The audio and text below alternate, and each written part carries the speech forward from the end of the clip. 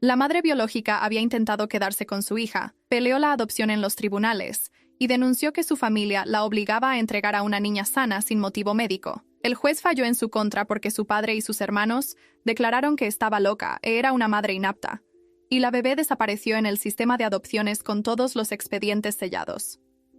Mi marido cogió uno de los recortes y lo leyó 3 veces. Cada vez estaba más pálido. El primo siguió sacando más papeles. Cartas escritas entre familiares en los años 20, 30 y 40. Una carta de la bisabuela de mi marido hablaba de cómo solucionar el problema de las niñas y sugería que la acción más rápida justo después del parto era lo más sencillo, porque en aquella época nadie preguntaba demasiado por las muertes de recién nacidos. Otra carta hablaba de enviar a las niñas mayores a residencias para mujeres problemáticas, donde pudieran mantenerlas calladas y controladas. Una tercera carta usaba literalmente la palabra deshacerse, al referirse a una bebé de 6 meses nacida en 1931. Mi marido empezó a llorar en silencio mientras leía las cartas. Las lágrimas le caían por la cara y goteaban sobre la manta del hospital. Miró a su primo y le preguntó cuántas hijas, en total, había matado o hecho desaparecer la familia a lo largo de los años. El primo respondió que había encontrado pruebas de al menos 12, quizá más, desde principios del siglo XX, cuando los registros eran menos rigurosos y era más fácil ocultar muertes. Violet volvió a la mañana siguiente con Edwin y una mujer del equipo forense que fotografió cada uno de los documentos de la carpeta. Violet explicó que habrían una investigación formal por posibles asesinatos en casos fríos, basándose en las pruebas que había aportado el primo. Dijo que el fiscal del distrito,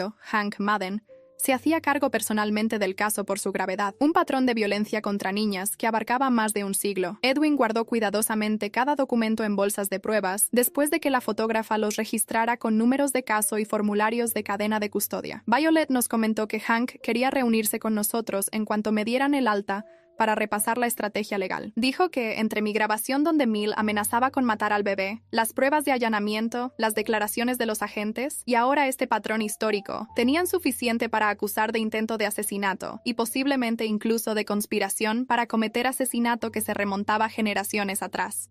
Mi marido preguntó si también se podía acusar a los familiares que mataron a aquellas otras bebés. Violet explicó que la mayoría ya estaban muertos, pero que de todos modos podían presentar cargos por el registro histórico para que la verdad quedara oficialmente documentada, aunque no se pudiera procesar a nadie. A mediodía apareció una trabajadora social del hospital para hablar del plan de seguridad tras el alta. Se sentó con un portafolios lleno de formularios y explicó que, dado lo ocurrido y la clara disposición de Mill a usar violencia, además de conocer nuestra dirección, teníamos que plantearnos seriamente un traslado temporal. Preguntó si teníamos familia o amigos en otras zonas que pudieran acogernos una temporada en un lugar donde Mill y sus parientes no supieran buscarnos. Mi marido mencionó al primo y la trabajadora social asintió. Parecía una buena opción siempre que estuviera lo suficientemente lejos y la dirección se mantuviera en absoluto secreto. Repasó una larga lista de medidas de seguridad: cambiar números de teléfono, no publicar nada en redes sociales, variar rutas si teníamos que salir, mantener informado al hospital y a la policía de nuestro paradero en todo momento. El teléfono de mi marido sonó mientras la trabajadora social todavía estaba allí. Era su jefe,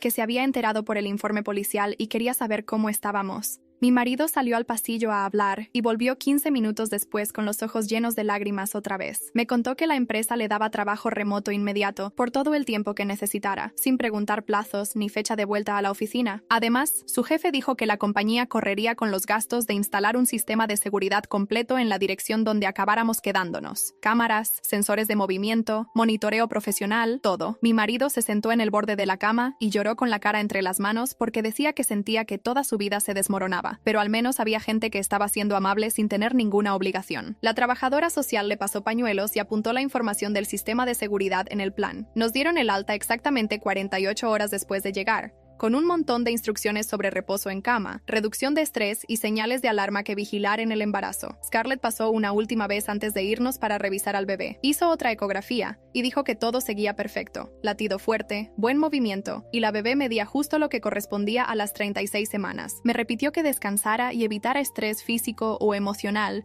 tanto como fuera posible, lo cual sonaba casi cómico dadas las circunstancias. El primo de mi marido nos esperaba en la entrada del hospital con su coche. Ya lo tenía todo preparado. Había vaciado la habitación de invitados, hecho la cama y hablado con su mujer para que supiera que íbamos a quedarnos una temporada. Vivía a 2 pueblos de distancia, en un barrio tranquilo donde la suegra nunca había estado y no sabría cómo encontrarnos. Me ayudó a subir al asiento trasero y mi marido metió las bolsas de noche que alguien había traído de casa. La casa del primo era pequeña, pero desde el momento en que entramos, se sentía segura. Su mujer nos recibió en la puerta, me dio un abrazo cuidadoso y me dijo que lo sentía muchísimo por todo y que podíamos quedarnos el tiempo que necesitáramos. Había preparado la habitación de invitados con almohadas extra, una mesita al lado de la cama con agua, snacks y mi cargador de móvil ya enchufado. Nos enseñó el sistema de vigila bebés que había instalado, un aparato en nuestra habitación y otro en la suya para oír si necesitaba ayuda por la noche, mientras mi marido estaba ocupado con llamadas de policía y abogados. Mi marido se lo agradeció unas 5 veces y ella le quitó importancia. La familia ayuda a la familia. Aunque su familia de sangre hubiera resultado ser un nido de monstruos. Pasé casi todo el primer día en cama, descansando como había mandado el médico, mientras mi marido gestionaba llamadas desde el salón. Se le oía a través de la puerta hablando con Violet, con Edwin, con abogados y con su trabajo, las mismas conversaciones una y otra vez sobre lo que había pasado y lo que venía ahora. El detective Edwin llamó esa misma tarde con noticias sobre el agente corrupto. Mi marido entró en el dormitorio para contarme que ya habían identificado quién había agilizado la fianza de Mill y que lo habían suspendido de inmediato a la espera de una investigación completa de asuntos internos. Resultó que el agente era sobrino del suegro, no un contacto lejano cualquiera, lo que explicaba cómo Mill sabía exactamente a quién llamar. La suspensión era inmediata y la investigación iba a revisar si había ayudado a encubrir otros crímenes familiares a lo largo de los años. Mi marido dijo que Edwin parecía convencido de que encontrarían más corrupción, porque alguien dispuesto a sacar de la cárcel a su tía después de agredir a una embarazada probablemente no era muy escrupuloso con las normas en general. A la mañana siguiente, Hank Madden vino en persona a casa del primo. Era más joven de lo que esperaba, unos 40 años, cara seria y maletín repleto de documentos. Se sentó con nosotros a la mesa de la cocina y nos explicó la estrategia legal con claridad. Iba a presentar cargos por intento de asesinato contra Mill, cargos de conspiración contra Wallace y Chester por ayudarla a entrar en casa, y pediría las penas máximas para los 3.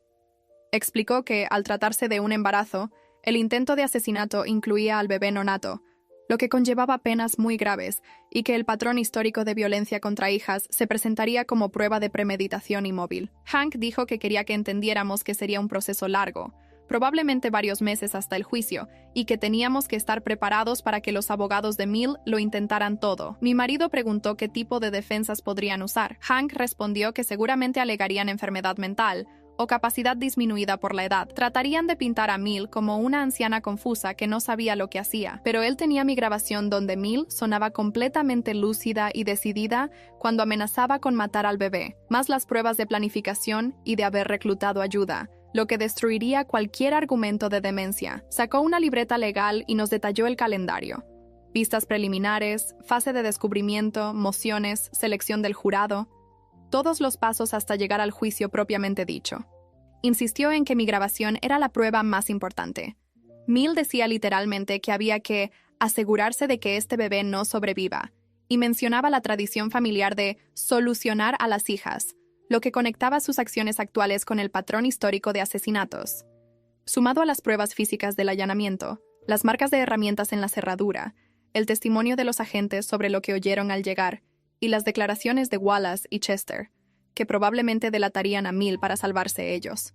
Hank estaba convencido de conseguir una condena, pero nos quería preparados para una batalla dura, porque la familia de Mill tenía dinero y contrataría abogados caros que alargarían cada trámite posible. 2 días después, Hank llamó con una noticia que endureció la expresión de mi marido. El abogado del suegro se había puesto en contacto ofreciendo un acuerdo. Inmunidad total a cambio de testificar contra Mill. Decía que el suegro estaba dispuesto a contarlo todo sobre lo que pasó con las gemelas de 1953 y con otras hijas a lo largo de la historia familiar, incluyendo lugares de enterramiento, nombres de los implicados y documentación que había guardado escondida décadas. Mi marido caminaba de un lado a otro del salón del primo mientras Hank explicaba la oferta por altavoz. Hank dijo que a la fiscalía le interesaba porque la información del suegro podría ayudar a resolver varios casos fríos de asesinato, pero que teníamos que entender que probablemente era puro interés propio, no arrepentimiento real. Mi marido se detuvo.